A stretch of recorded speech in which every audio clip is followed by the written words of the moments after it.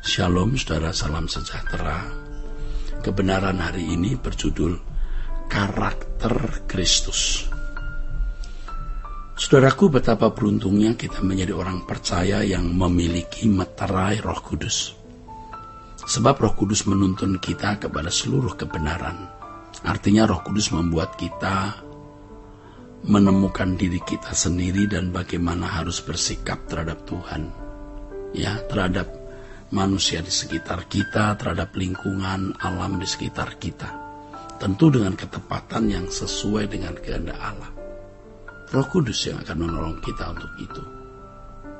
Untuk mencapai kehidupan sebagai anak-anak Allah yang memiliki kepribadian agung dan karakter yang mulia ini, seseorang harus terus belajar melalui proses panjang.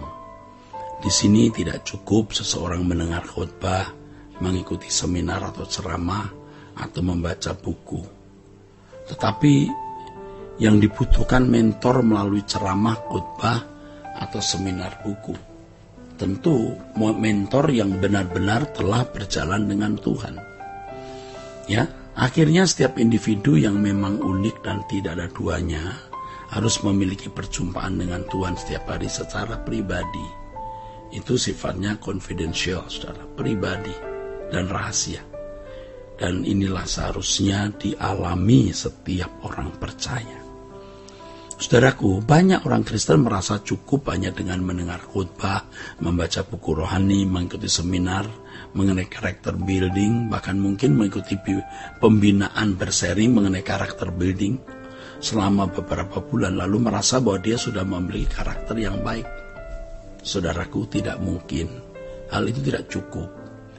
Sebab untuk menemukan diri kita menjadi manusia yang sesuai dengan rancangan Allah, yang berkarakter seperti yang Bapa inginkan, itu membutuhkan waktu sepanjang perjalanan hidup kita. Apakah itu umur 50 tahun, 60 tahun, 70 tahun, 80 tahun, atau bisa lebih.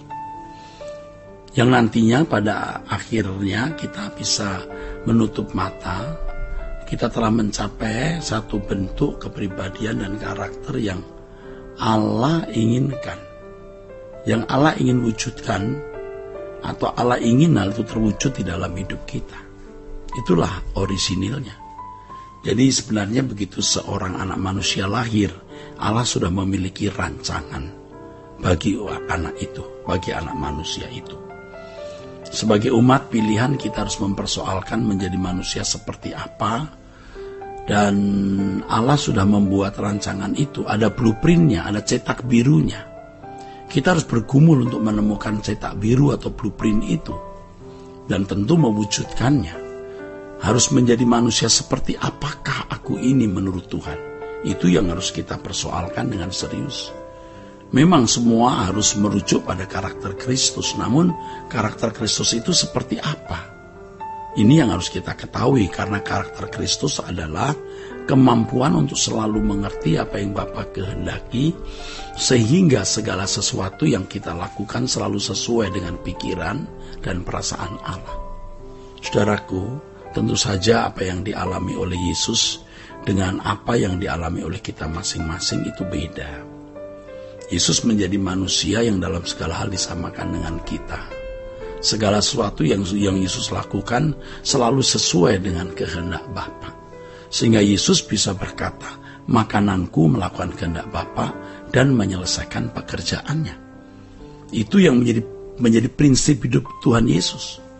Demikian pula dengan kita. Kita mau memiliki karakter seperti Kristus. Tuhan mau kita menjadi pribadi yang unik, mulia, dan agung dengan kemampuan seperti Kristus yang dalam segala hal yang kita lakukan selalu sesuai dengan pikiran dan perasaan Allah. Oleh sebab itu dalam kekristenan, belajar mengenal karakter building tidak cukup hanya bicara apa itu rendah hati, apa itu lemah lembut, ya. Tidak cukup, saudaraku, ya. Karena kita memiliki ukuran Kristus, yaitu Yesus sendiri. Dan di dalam karakter Kristus itu ada kepekaan, ada sensitivitas kepada Allah. Ya, kita harus menjadi seperti Kristus, memiliki pikiran perasaan Kristus. Nah, saudaraku sekalian, Jadi memiliki pikiran perasaan Kristus itu sama dengan kemampuan untuk bertindak selalu sesuai dengan pikiran dan perasaan Allah. Dan itu menjadi perjuangan hidup kita sampai kita menutup mata. Bahkan mestinya itu menjadi satu-satunya agenda hidup kita. Bersyukur bagi yang masih muda dan mengerti kebenaran ini, karena kalian sejak dini sudah berlatih untuk memiliki pikiran perasaan Kristus. Nah, sebenarnya inilah poros dari keselamatan itu, saudaraku. Bukan hanya menerima pengampunan dosa lalu dibenarkan, tetapi juga proses untuk dikembalikan ke rancangan Allah semula. Sehingga seseorang, saudaraku, benar-benar bukan hanya dianggap benar, tetapi berkeadaan benar. Proses menjadi seorang yang berkepribadian agung dan mulia, yang memiliki kemampuan selalu melakukan segala sesuatu sesuai dengan pikiran perasaan Kristus, itu tujuan hidup kita, itu agenda hidup kita satu-satunya. Dan inilah sebenarnya inti dari keselamatan. Jadi inti keselamatan itu bukan terhindar dari neraka lalu diperkenankan masuk surga, tetapi perubahan hidup di mana seseorang memiliki kualitas hidup seperti Yesus, yaitu dalam segala hal yang dilakukan selalu sesuai dengan pikiran dan perasaan Allah. Jadi saudaraku, karakter building itu bukan hanya dipelajari dalam 1-2 bulan, saudara, tidak bisa ya, atau dalam paket-paket tertentu, saudaraku, melainkan di sepanjang umur hidup kita. Karena kita adalah orang-orang yang benar-benar diproses terus menjadi murid dan tidak pernah berhenti sampai kita menutup mata, sampai kita dipanggil pulang ke surga. Dan tentu saja ketika kita menutup mata, kita dipanggil pulang ke rumah Bapa, kita sudah menemukan potret wajah hidup kita sesuai dengan rancangan Allah atas hidup kita masing-masing, saudara. Ya, makanya harus ingat bahwa ketika kita lahir di bumi ini, Allah sudah memiliki rancangan yang tidak sama dengan siapapun, unik. Kita mau menjadi manusia macam apa? Ya, Tuhan mau menjadikan kita unik dengan kepribadian yang unik, tapi berkarakter seperti Kristus, yaitu mampu melakukan segala sesuatu sesuai dengan pikiran dan perasaan Allah. Nah, di sini kita bisa mengalami seperti yang dialami oleh Yesus, ya, atau bersatu seperti yang dimiliki oleh Yesus, saudaraku, sebagai anak-anak Allah. Kalau Yesus menjadi Tuhan bagi kemuliaan Allah Bapa, dia juga adalah anak Allah. Kita juga menjadi manusia anak-anak Allah untuk kemuliaan Allah Bapa. Jadi kita hidup ini, eksis ini untuk kemuliaan Allah Bapa, bukan untuk siapa-siapa.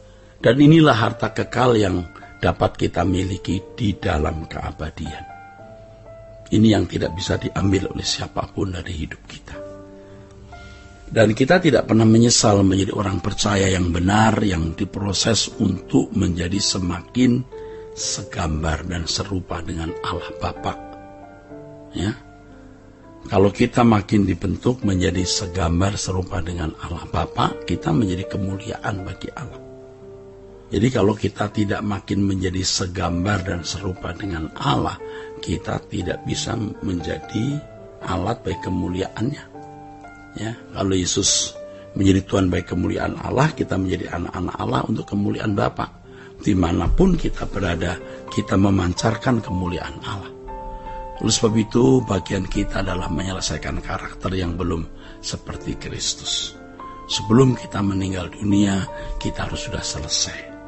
Kita harus selesai sebelum kita selesai atau sebelum kita meninggal dunia. Kiranya kebenaran hari ini memberkati saudara-saudara sekalian. Sola Gracia.